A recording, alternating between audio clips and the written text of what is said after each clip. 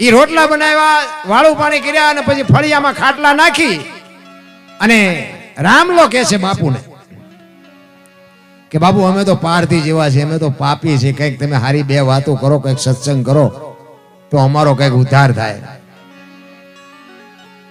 અને સત્સંગ કરે છે. આજુબાજુમાંથી બધા ભાભલા ભેગા થયા, 15-20 બાપા બેઠા છે, રામલો બેઠો છે અને બાપુ સત્સંગ કરે છે. રાતના 12 વાગ્યાનો સમય થયો. રામલાનો જુવાન જોત દીકરો બાપુ રાતે વાડામાં ગયો અને એરું આપડી ગયો, એરું અડી ગયો. દીકરો ચકરી ખાતો ખાતો ખાતો ઘરમાં આવ્યો અને દીકરાના ખોળિયામાંથી જીવ નીકળી ગયો. રામલાના વહુ અંદર બેઠા હતા, એ ડાયરામાંથી આમ ઈશારો કરી અને રામલાને બોલાવ્યો કે અહીં આવો. તો રામલો ગયો. એ કે આપણે દીકરાને એરું કરડી ગયો, દીકરો ગુજરી ગયો.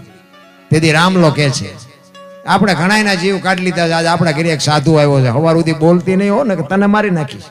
એ કે ઢાંકીને મૂકી દે, સવારે જે થાય વિધિ કરી નાખશું. એ દીકરાનું માથું ખોળામાં લઈ અને જનેતાએ બાપુ રાત કાઢી છે. કેવી રીતે કાઢી છે? આ સંતોની તાકાત છે, રામ ભજનની તાકાત છે. તમારી મારી તાકાત બાની. આ બાપુ બોલવાનો બુદ્ધિનો વિજ્ઞાનનો વિષય જ નથી. આ ઈ જ કંઈક કરી શકે. અને સવારે 3 વાગ્યા 4 વાગ્યાનો આમ રાતડે ફૂટીને સમય થયો ને, આજુબાજુમાં ખબર પડવા માંડી બધાને કે રામલાનો દીકરો ગુજરી ગયો, રામલાનો દીકરો ગુજરી ગયો. ફાળિયા ખંભે કરી કરીને રામલાના ઘર બાજુ બધા મીડિયા ભેગા થવા.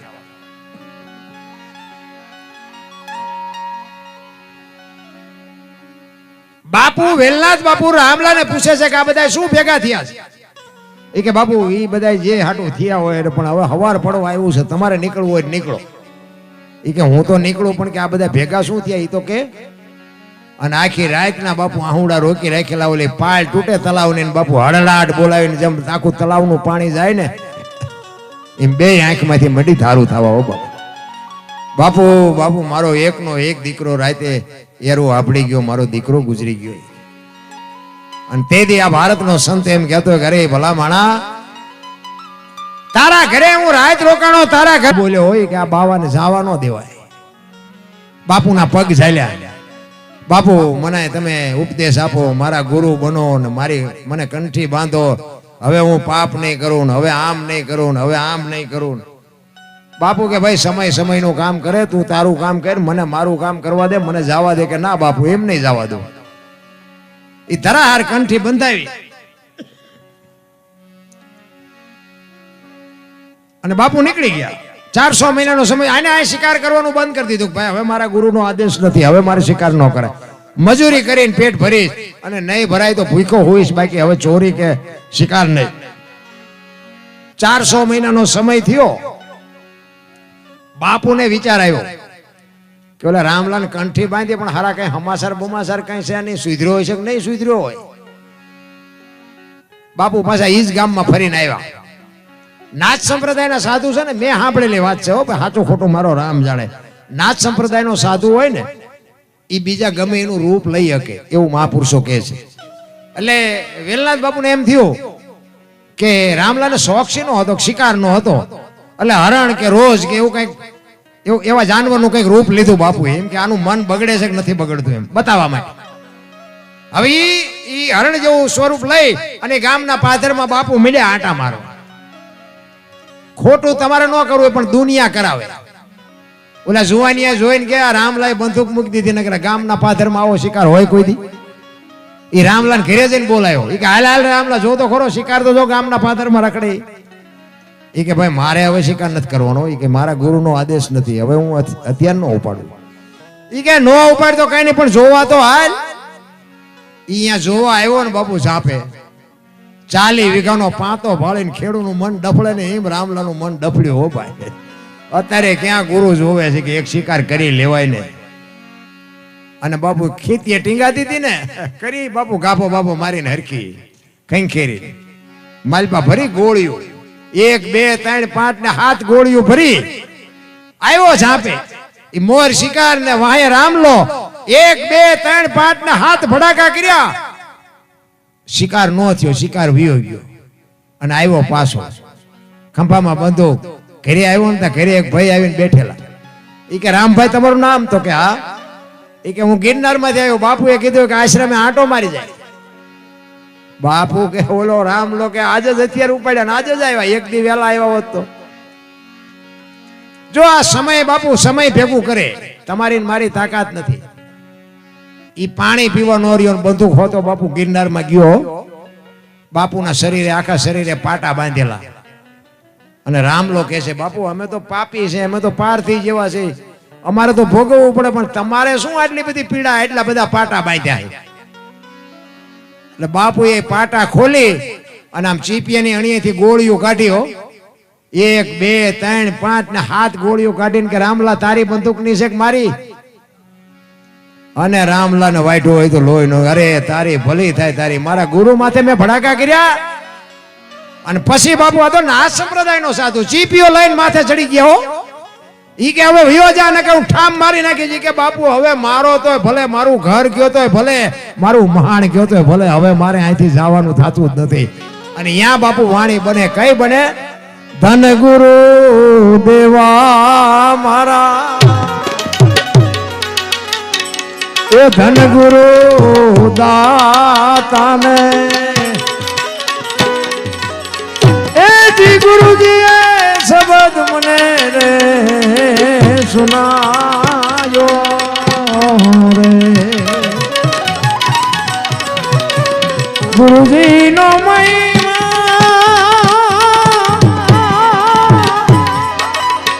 એ ઘડી પલવખાણું ને, એ મારા પંડનાઈ પ્રાચિત બધા મટી જાય.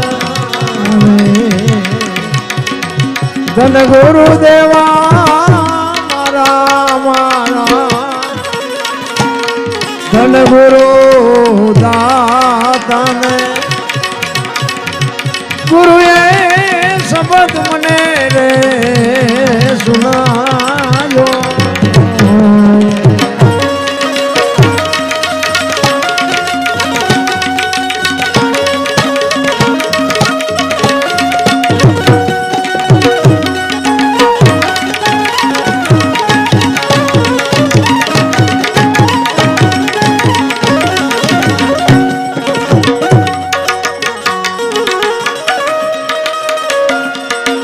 આહુ તો રે જગાડ્યો ગુરુએ, આ બધો દેશ તો દેખાડ્યો ને, એ દિય વખરે પુરુષ મને ઓળખાવો. જમડાના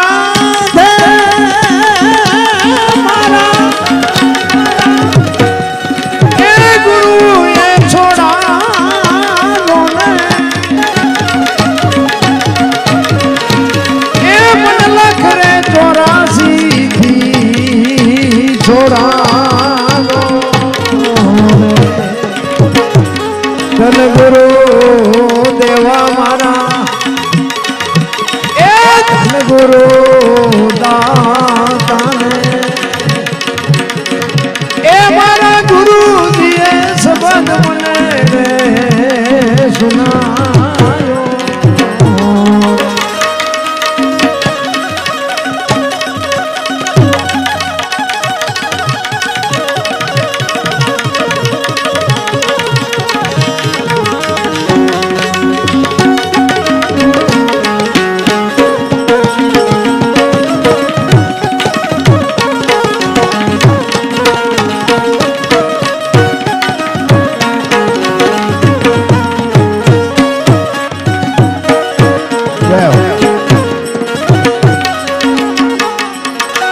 જો ગુરુ અને શિષ્યનો નાતો શું હોઈ શકે? આ રામલો બાબુ વાણીમાં કહે છે, શું કહે છે? ખાલ રે પડાવો મારા ગુરુના બાપુ તોલે આપણે આવી જ નહીં. ગમે એટલું ભણી ગયા હોય, ગમે એટલા પૈસા હોય, ગમે એટલી બુદ્ધિ હોય, ગુરુની તોલે કોઈ બાપુ આવી જ ન શકો. એટલે રામલો કહે છે ખાલ રે પડાવો મારા, એ શરીર રે તણીને રે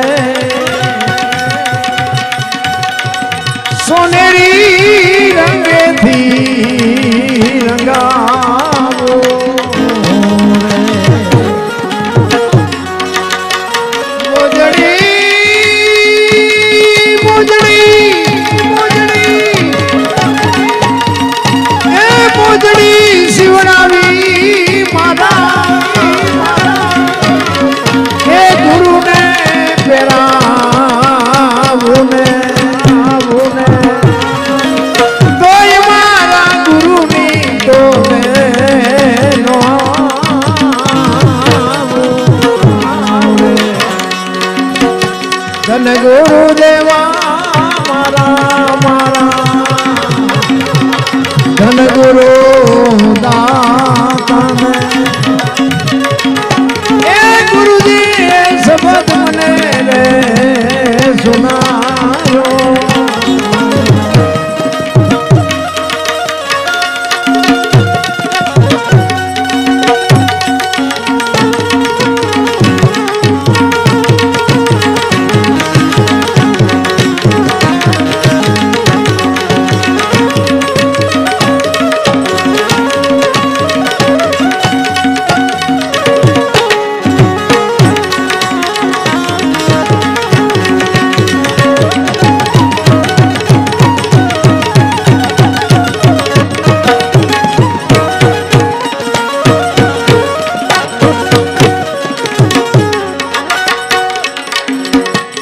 દાન દેવે ભલે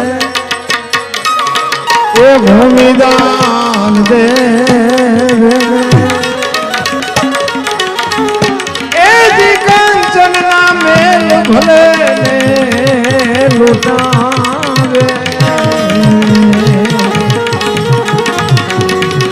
કાશી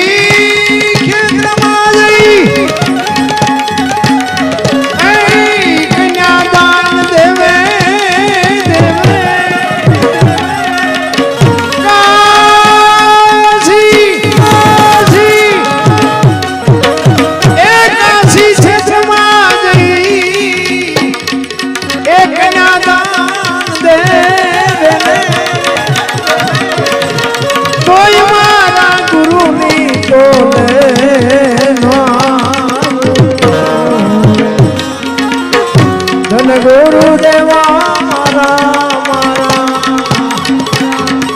ધન ગુરુ દાતાને સદગુરુ શબ્દ મને રે સુનાયો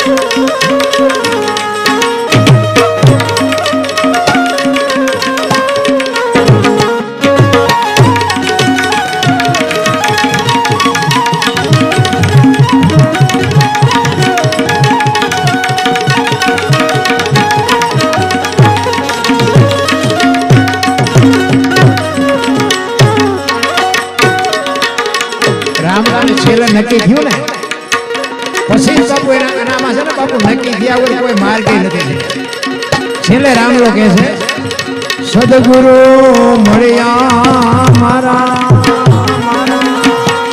આ મનના બધા સંશય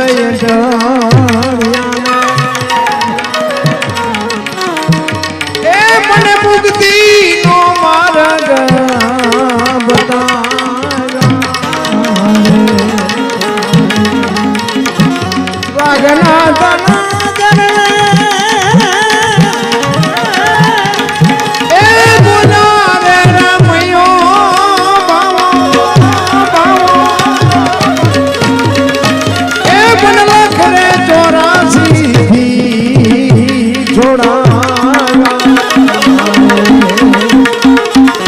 ગુરુ દેવા ધન ગુરુ દાતાને એ ગુરુજી એ શબ્દ મને રે સુનાયો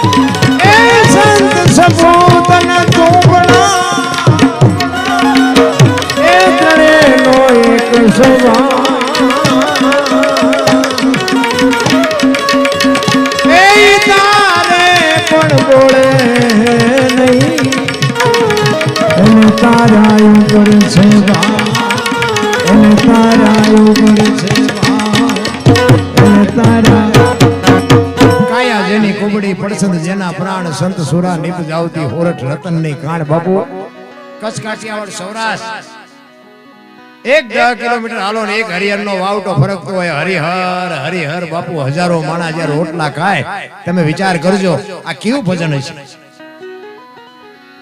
અરે શું આપણી મહાપુરુષો બાપુ સંતોની ભૂમિ છે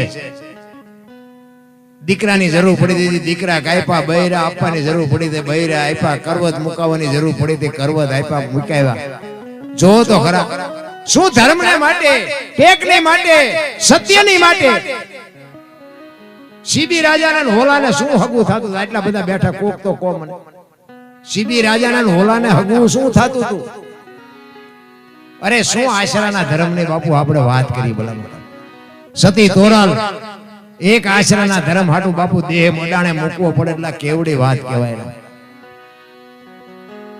આપણે માગણા વખતે ડેલી વાડી કરે આગળ જા આગળ આગળ જા આગળ હવે આગળ ઠેઠ સુધી તારા જેવા છે જ્યાં જાય પણ આ થાતું જ નથી અરે આંગણે બધાઓ પરબડી પંખી પાણી પી જાય એમાં કોક દી આવશે હંસલો તેથી પરબડી પવિત્ર થાય એક વિચાર કરજો એક મુઠ્ઠી દાણા તમે ફરિયામાં નાખો અને દવી ચકલા બાપુ જમી અને પેટ ભરીને વિયા જાય એની થાળી કેવડી તમે હારામાં હારી હોટલમાં કદાચ જમવા જાઓ તો અહીંયા હું 2 રૂપિયાની 500 રૂપિયાની થાળી તમે કદાચ હારા ઘરે કોકને અહીંયા લગ્ન પ્રસંગમાં ગયા હોય ને કદાચ 80-100 આઈટમ હોય ઈ થાળી કદાચ 500 ની હોય 1000 ની હોય ગાંડી ગીરમાં ડાલા મથો હાવત અને 1.5 લાખ ની ભેંસ ને જો હડબેઠે ચડાવી હોય અને આખી ભેંસ નો નાસ્તો કરી જાય તો ઈની થાળી કેવડી અરે માન સરોવરના કિનારે બાપુ એક મોતીની લાખો રૂપિયા કિંમત હોય એ હંસલાને બાપુ રોજ મુઠ્ઠી મુઠ્ઠી મોતી જોવે તો એની થાળી કેવડી હે કેડીથી માંડીને હાથી સુધી મારો બાપ બધાયનું પૂરું કરે છે આપણને એક બટકું રોટલો નહીં આપે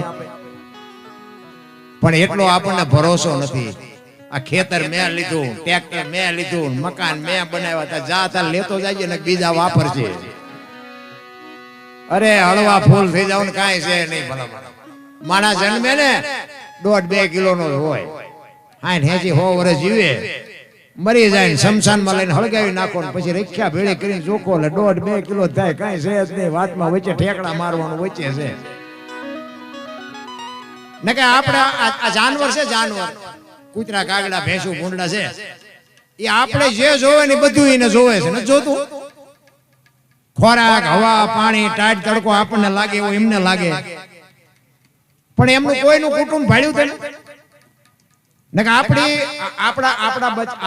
આપણી માં જેમ આપણને પ્રેમ કરે ને એમ બાપુ એના બચ્ચાને પ્રેમ કરે બાપુ કોઈ પણ જનાવર હોય એનું બચ્ચું હોય ને બાપુ તમને પાયે ન જવા દે આટલો પ્રેમ તો આપણી જનતા જેટલો કરે એટલો જ બાપુ એ જાનવર એના બચ્ચાને પ્રેમ કરે છે તમે જો એક પક્ષી હોય એ ઈંડું મૂકીને પછી એનું જતન કરે એનું ટાઈમ થાય એટલે ઈંડાને સીવે પછી બચ્ચું બહાર આવે પછી આપણી માં જે મોઢામાંથી કાઢીને આપે ને બહારથી ચણ લઈ આવીને એની ચાંચમાં બાપુ આપે એના બચ્ચાને મોટું કરે એને મોટું કરીને ઉડતા શીખડાવે પછી એમ કે તું તારા રસ્તે હું મારા રસ્તે